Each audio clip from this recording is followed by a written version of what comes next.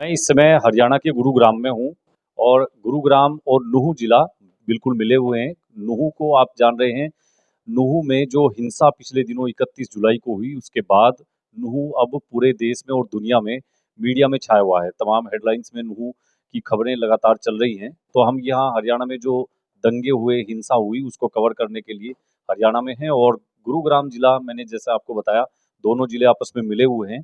तो हम यहाँ लोगों से बातचीत कर रहे हैं। हमारे साथ बीजेपी के नेता हैं और जो भारत सरकार की आर्थिक और सांख्यिकी का जो कार्यक्रम क्रियान्वयन मंत्रालय है भारत सरकार का, उसके सदस्य भी हैं मनोज सहजावास जी।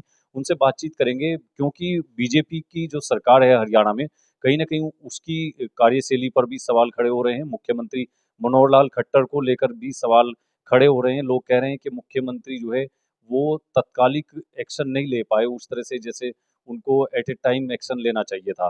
कई चीज़ें हैं, उन पर बातचीत करेंगे। पहले मनोज जी, आपका बहुत-बहुत स्वागत है। धन्यवाद। आपका बहुत-बहुत स्वागत है। आप इतनी दूर से चलकर जो हमारी इस पीड़ा में, इस दर्द में आप आए हो, आपका हार्दिक स्वागत करते हैं और न्यूज़ नेशनल 24 न्यूज़ का भी स्वागत करते हैं और आर्य जी आपका भी स्वागत करते हैं, जो आप हमारे इस दर्द में चलकर आए। आपका बहुत-बहुत धन्यवाद। अच्छा, आप जैसा बता रहे हैं आपके दर्द में हम चल के आए हैं। आपका ये दर्द पूरा देश देख रहा है। यहाँ हज़ारों चैनल और तमाम तरह की media, national media, international media भी यहाँ आ चुका है, नूहू और गुड़गाँव में, क्योंकि दोनों जिले मिले हुए हैं आपस में। आपके जिले में भी कहीं न कहीं हिंसा की चिंगारी थोड़ी बहुत ही फैली है। कैसे देखते हैं आप इस हिंसा को? देखिए, नूहू जो मेवात जिला है, उसमें जो हिंसा हुई है, वो तो इस देश की सबसे बड़ी हिंसा है। आज तक 1947 और 1992 में जो मस्जिद गिरी थी, उसमें भी इतनी बड़ी हिंसा नहीं हुई थी। मैं समझूँ 5-6 हज़ार श्रद्धालुओं को मंदिर में घेर कर 6 घंटे लगातार गोलियां चलाना, रोडों पे जाएं तो पेट्रोल बम मारना, गाड़ियों में आग लगाना, और मतलब ये तो भोले बाबा की असीम कृपा थी। सावन के पवित्र त्योहार पर जो ये सब इतनी जान मान का नुकसान नहीं हुआ। जब भी हम अ, 6 शायद 6 या 7 भाई हमारे शहीद हुए हैं और बहुत सारी गाड़ियों का नुकसान हुआ है। इससे बड़ी तो कोई घटना मतलब दुर्भाग्यपूर्ण घटना कोई आज तक जो मैं घोर घोर घोर घोर निंदा करूं या कुछ करूं, इससे बड़ा कोई शब्द नहीं है। इतनी बुरी घटना हुई है हमारे साथ तो। अच्छा, मनोज जी, आप कह रहे हैं कि इतनी बड़ी घटना हुई है और गाड़ियां जलाई गई हैं, 6 लोग आपके उनकी जान गई है। लेकिन हमने यहाँ लोगों से बातचीत की है और कुछ लोग ऐसे हैं जिनको हम बता नहीं सकते, वो प्रशासन में ही कहीं न कहीं वो शामिल लोग हैं। उन्होंने कहा कि इसके पीछे राजनीति है, पूरी हिंसा और दंगे के पीछे राजनीति है और कुछ नहीं है। नहीं, राजनीतिक लोग तो उनके संरक्षण उनको देते हैं। ये हिंसा, ये घटना तो अभी दिखी सबको, क्योंकि ये जान मान का नुकसान हुआ है। उससे पहले भी मेवात में हर घर में, मैं हर घर को नहीं कह रहा, हर गांव में ऐसा कोई क्राइम नहीं देश में जो वो नहीं करते हों।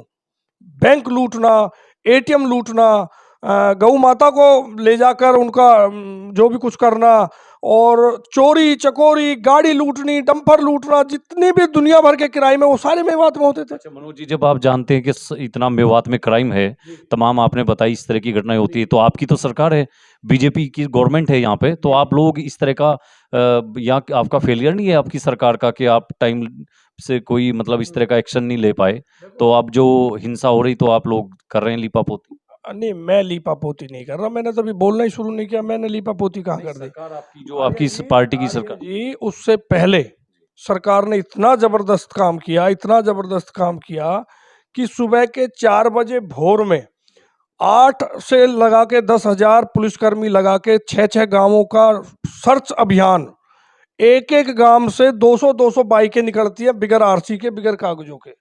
तो अब आपने इस घटना में उसका रिएक्शन भी देखा होगा। सबसे पहले एक टीम मंदिर में गोलियां चला रही है, दूसरी उन्हीं उन्हीं गुंडे दरिंदों की दूसरी टीम साइबर थाना, जो मेवात में जो नूहू के अंदर था साइबर थाना, जो उनकी एक एक एक्टिविटी पे ध्यान रखे हुआ था, उनकी सोशल मीडियाओं पे ध्यान रखे हुआ था, जिन्होंने उनकी 4 महीने 5 महीने पहले जो पुलिस ने छापा मारा था, वो साइबर थाने की देन थी।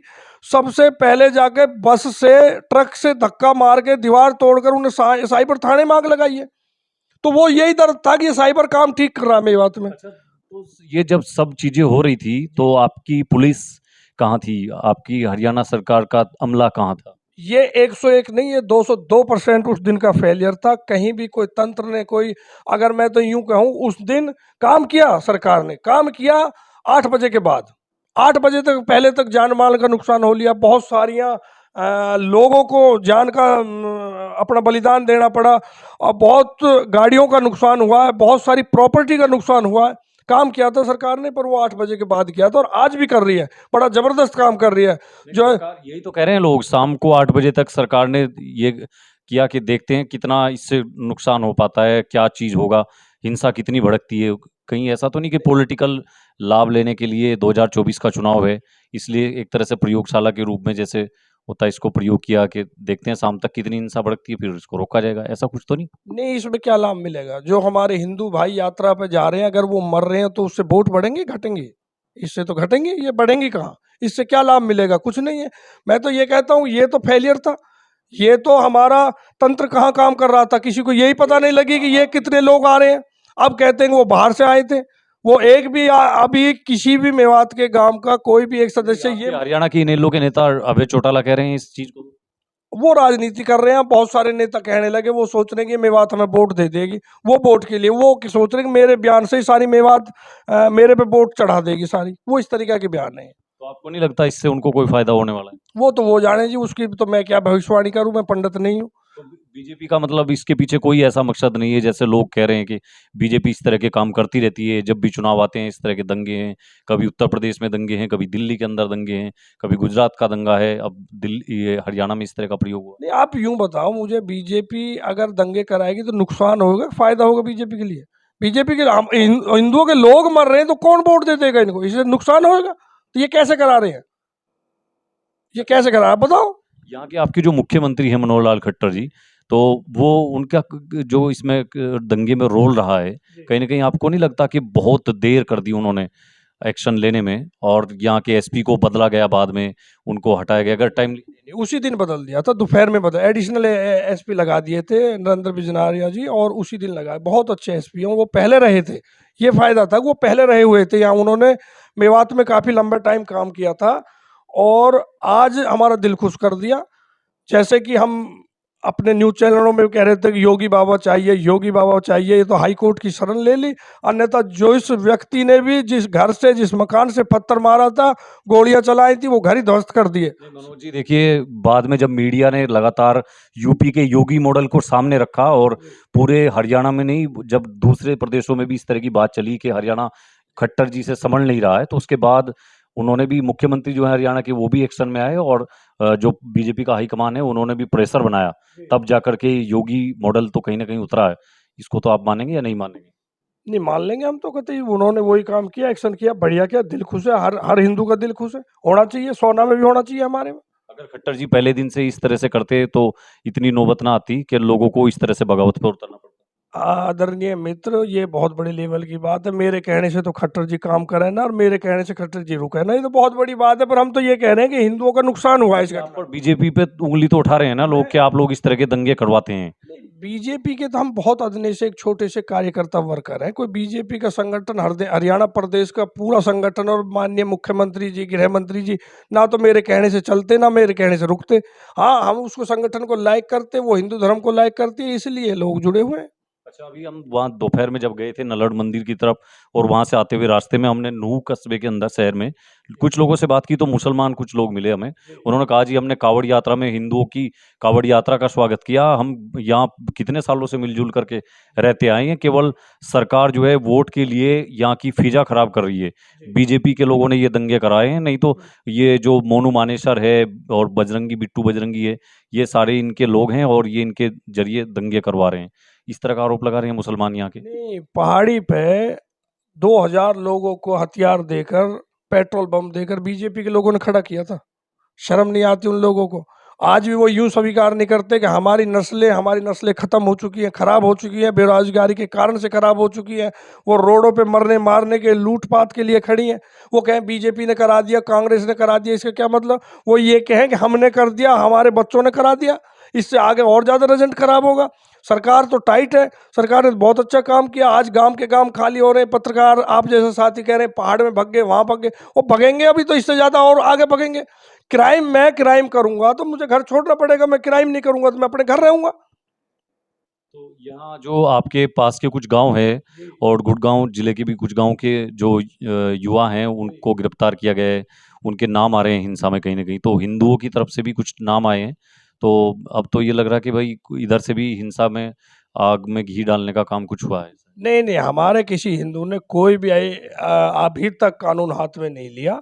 और जब इतना बड़ा कांड हो गया था, 10-12 हजार लोग फंस गए थे, सैकड़ों से ऊपर ज्यादा गाड़ियों में आग लगा दी, लोगों ने शोरूम लूट लिए, तो स्वाभाविक है, ये भी हिंदू बेल्ट है बहुत बड़ी, यहाँ कम से कम 30 लाख लोग रहते हैं, उनके लोगों के अंदर भी खून खोला। तो कहीं 20 लोग इकट्ठे, 20 युवा साथी इकट्ठे हो गए, कहीं इधर कोने पे हो गए, कहीं इधर कोने। पुलिस ने तो उन्हीं को गुमराह बना रखा है कि ये पंचायत कर रहे हैं जी, ये मीटिंग कर रहे हैं, ये कुछ आगजनी कर सकते हैं, ये कर सकते। हमारे बच्चों ने कहीं भी नहीं किया, कैसा भी नहीं।